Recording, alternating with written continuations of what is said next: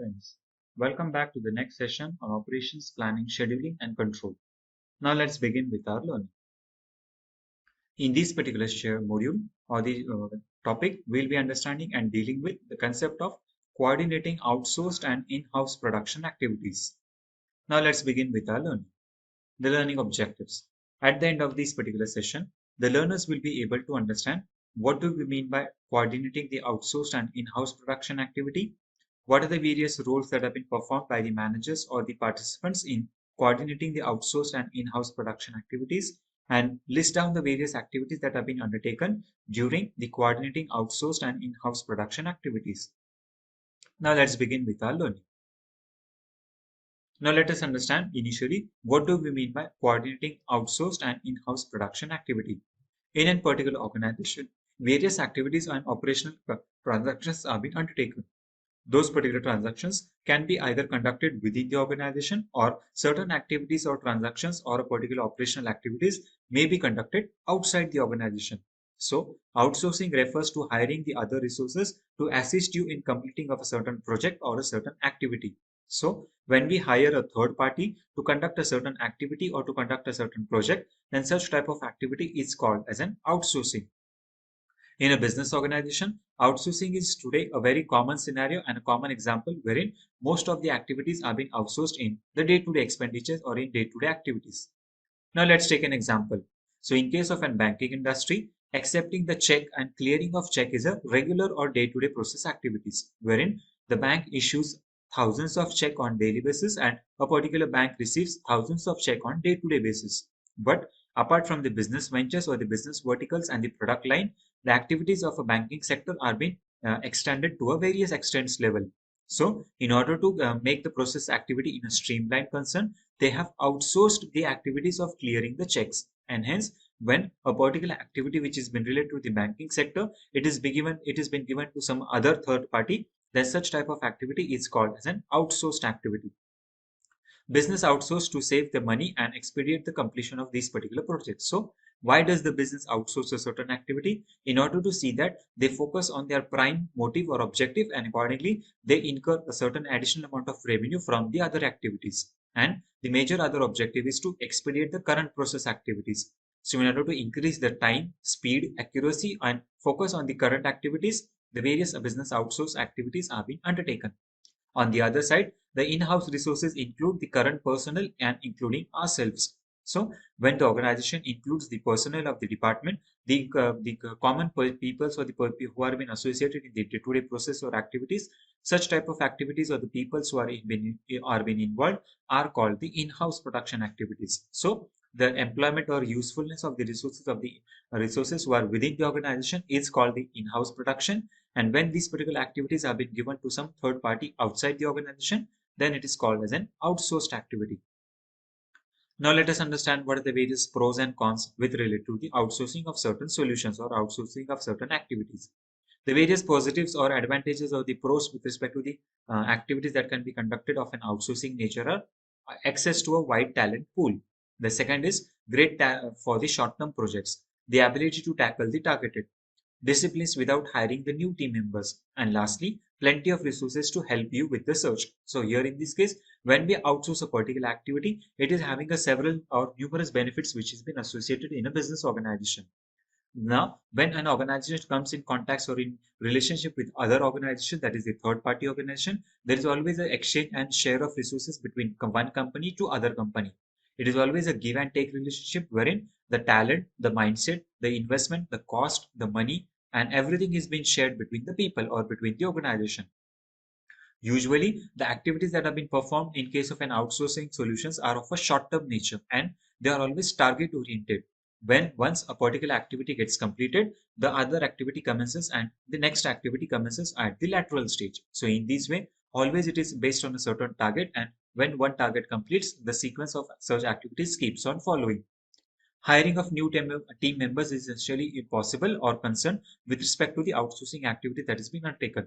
The number of activities that have been received, the project expansion increases. So accordingly, the outsourcing activity also increases and it continues on with the organization. And hence, more number of plenty of resources are available, and accordingly it increases the capacity of the business organization and creates a continuous relationship between the two firms or to the two organizations. Now let us understand what are the various cause or negative factors with respect to the outsourcing of certain solutions. So in case of an outsourcing, some profiles and websites may be exaggerated at talent. So here in this case, we may not be sure as to which activities are being performed and which activities are being good or whether they are being bad. So at times, if certain activities are being not conducted in a very effective way, then we have a certain chances of getting cheated, wherein a lot of exaggerated information can be provided on various websites. And hence, just relying on a certain website should not be considered, and on those particular basis, certain activities needs not to be performed.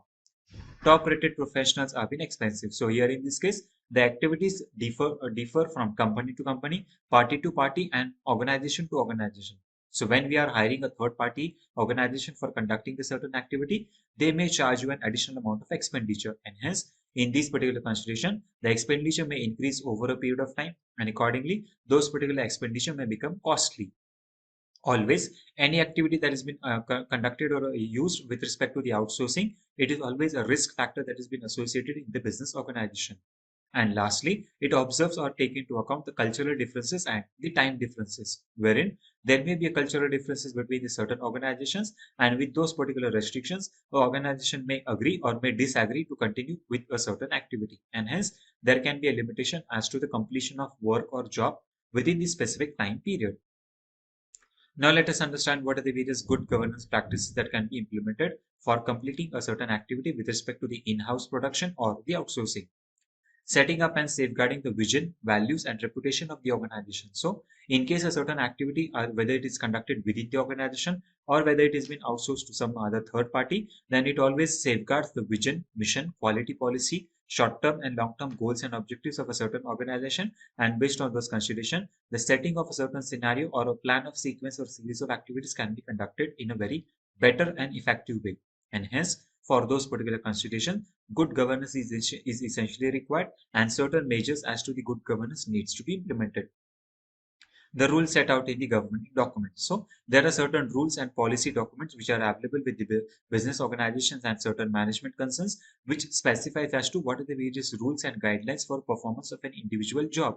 So based on this consideration, what activity needs to be conducted within the organization and what activities should be conducted outside the organization, there is a clear definition as to those particular considerations. And hence, the rules are being clearly set out in a particular public document or a policy document and the governing document, and it gives you a certain clarification picture as to how those activities can be completed within the specific time period. The organization's operating environment. So the operating environment with respect to the internal environment and the external environment also impact as to how the activities of the either in-house nature or the out-house nature can be conducted within a specific time period. So for those particular consideration, one needs to understand as to what is the type of organization we are dealing with, how those particular activities can be conducted and completed within a business organization, and how those particular activities and plans can be completed within the scheduled time period. So the operating environment plays a very important role, and on those particular basis only, a decision as to the in-house activity or the out-house, that is the outsourcing activity, such type of decisions can be undertaken in a business. Overseeing the work of the organization. So here in this case, always one has to oversee what activities can be performed and how they can surpass the budgeted or targeted revenue that they are expecting. So on those particular basis, one can come to a conclusion as to can we complete a certain activity within a specific time period, and we can deliver the qualitative and quantitative products to the required or desired customers within a specific point of time. So overseeing the work, that is limitations of the organization, is essentially important, and on those particular basis, certain activities needs to be completed and complied within a specific time. The legal duties. Now, various compliances as to the part of an legal duties needs to be completed within the specific time period, and on for those particular consideration, legal duties or compliances of legal formalities is essentially important. And hence, considering all the factors with respect to the litigation, with respect to the government norms, no, rules, regulations, and practices needs to be considered and identified. And on those particular basis, the activities needs to be completed and they needs to be performed. Now let us understand how do we implement and why it is useful for either an outsourcing or either for an in-house production activity. Now here in this case, every activity that we are aiming to or that we are trying to complete, we must always try to see that how do we engage our workers or maximum number of workforce for completion of a certain activity. Any activity the firm is which has been engaging into, it is always a combination of various pieces of activities or small type of activities that an organization needs to undertake. So creating a whole product is essentially important, and accordingly on those particular basis the outsourcing or manufacturing decision can be undertaken. Whether to outsource a particular activity or whether to conduct the activity within the in-house is a decision of a strategic consideration or nature, wherein the cost factor, the employee factor, the technological factors, all those particular factors needs to be considered, taken into account, and then the decision needs to be undertaken. An operational plan covers a year's worth of work. So accordingly, whenever we prepare an operational plan, it takes into account about how those activities can be conducted, in what specific time duration those activities can be completed, and what is the backup plan, that is the plan B available with the organization. So always an operational plan should be available with a certain backup, and how do we strategize those particular activities in a business environment. So for those particular consideration, effective and optimum utilization of resources is essentially important, and considering of all those factors needs to be taken into account. The next perspective or the initiatives that we need to understand while outsourcing a certain activity is the corporation outsources a portion of its production line to a third party manufacturing company in a different location. Production costs are frequently reduced, and hence the costing factor as to the either increase in the production cost or decrease in the production cost needs to be ascertained, identified very effectively and immediately, and only on those particular basis the decision needs to be undertaken. And hence when we outsource a certain activity to the third party, all those factors needs to be ascertained, identified, and then only the decision of outsourcing needs to be undertaken. Now let us understand what are the main categories of plan that needs to be implemented in a business organization. Number one is the professional outsourcing. Number two is the IT outsourcing, that is information technology outsourcing. Number three is manufacturing outsourcing. Number four is the project outsourcing. The next is process outsourcing, and lastly the operational outsourcing. So in these particular ways, the various plans or policies can be implemented, and any type of outsourcing activity can be undertaken by a business organization, and accordingly the activities can be completed as and when they have been desired or they have been required. Now let us understand what are the various outsourcing benefits and the cost that have been associated. So outsourcing benefits, it is always a less expensive cost. Depending on the activity, depending on the organization, your mutual relationship between the service provider and the third party, the cost that can be associated with an outsourcing activity may be either expensive, but usually it is a less expensive activity, because due to the global economics of scale or the lower labor rates, we have a various competitive edge with respect to the policies and rate that needs to be identified, and from those particular consideration the economies of scale can be used, and accordingly it can be conducted in a very less expensive manner. The second perspective or the benefit that has been associated with the outsourcing is improved efficiency. It automatically increases the efficiency because the skill and the professional laborers or the people can be employed for completion of a certain work. And when it is a third party transaction that has been undertaken, the targets have been met and they have been completed in an effective concern. And accordingly, efficiency in a business organization is been improved in a better condition. The capacity that varies. So according to organization, third party to third party, company to company, organization to organization, the capacity of each and every company differs. And hence we can select a certain product or a certain vendor whose capacity is more higher. And hence the outsourcing benefit as to the capacity increases is always positive consideration. And on those particular basis, we can increase the capacity for the goods and services that is being employed or that is being used in a business organization. The next perspective or the benefit of outsourcing is a greater emphasis on the strategy and the key skills. So accordingly, when a particular activity is been outsourced in a business organization, we as a part of a component or the participants can focus only on one single activity, and accordingly the emphasis on strategy and key skills can be provided. So based on the particular strategic focus, a company or an organization can focus on its main core activities or the operational and the business activities, and it can take into account as to how those activities can be completed within a specific time period.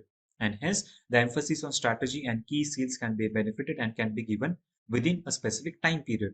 Having access to certain abilities or resources. So, The access to these services and resources available at a certain stages, and when we have a common relationship or a good terms with the respective organizations, then the access to the various resources is automatically increased, and we can come to a conclusion as to how we can increase the cost that has been associated in a business organization. So ascertaining the capability and optimum utilization of resources is easily possible with respect to the outsourcing activity that can be undertaken in a business organization.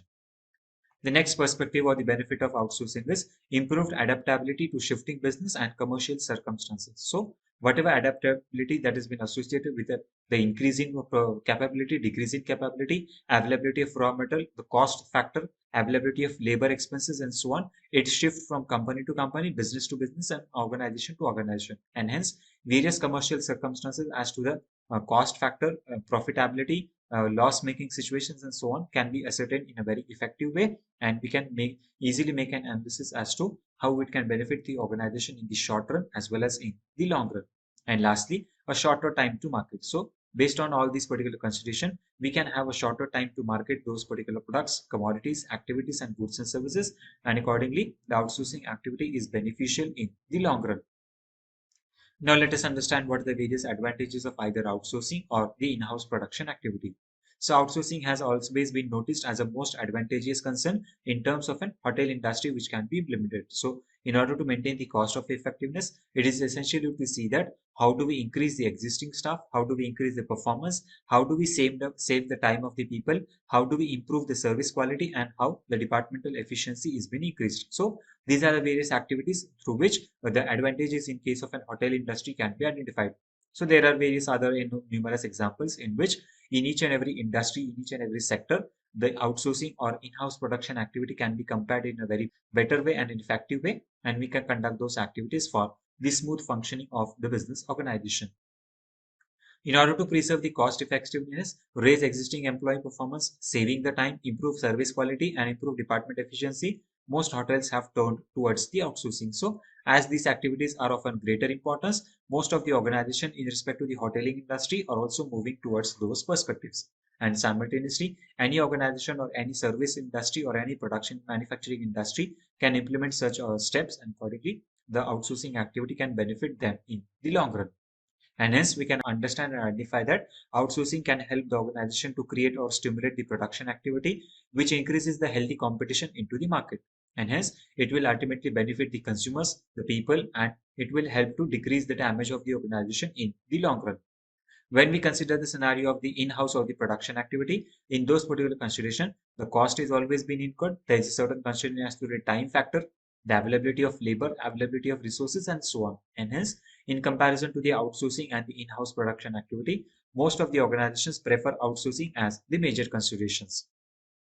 The another feature of outsourcing is it enables new entries into the industries wherein the labor would be otherwise be prohibitively expensive. So, in a certain organization wherein conducting the activity in-house may be a costly affair to a certain organization, but outsourcing a certain activity may reduce those particular costs, and accordingly, it may act as a cost-saving factor to the business organization. Now let's summarize what we have learned in this particular session. In this particular session, we have understood what do we mean by coordinating the outsourced activity and in-house production activity. What are the various planning and the activities that have been required to be conducted in coordinating the outsourced and the in-house production activities, and how do we implement the operational planning and control with respect to the conduction of coordinating and outsourcing the in-house and the business activities. I hope you must have enjoyed the learning in this particular session. We'll continue with our learning. Thank you.